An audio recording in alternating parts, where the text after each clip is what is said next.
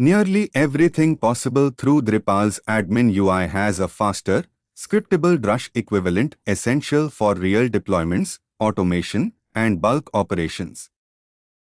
Before we touch any code, here's the whole idea in a few facts. Drush commands cover installation, module theme management, configuration, cache clearing, user management, and direct database queries.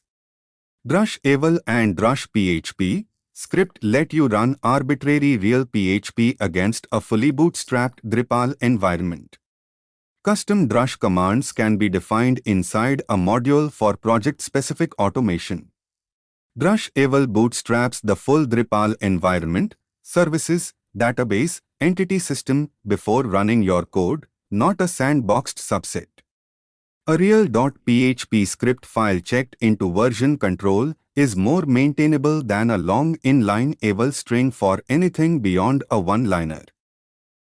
These 4 commands alone cover the vast majority of routine Drupal maintenance tasks, all scriptable, all automatable. Eval bootstraps the full Drupal environment, services, database connection, entity system before running your code, not a sandboxed subset.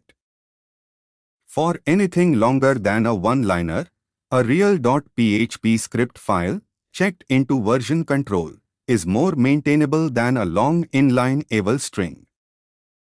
Custom commands become first-class Drush commands, Drush my_module, bulk publish, reusable by the whole team, not a one-off script.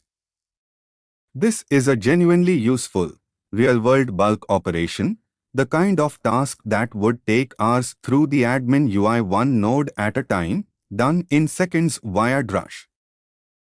Here's the real difference. Drush covers installation, maintenance, configuration, and bulk operations from the command line.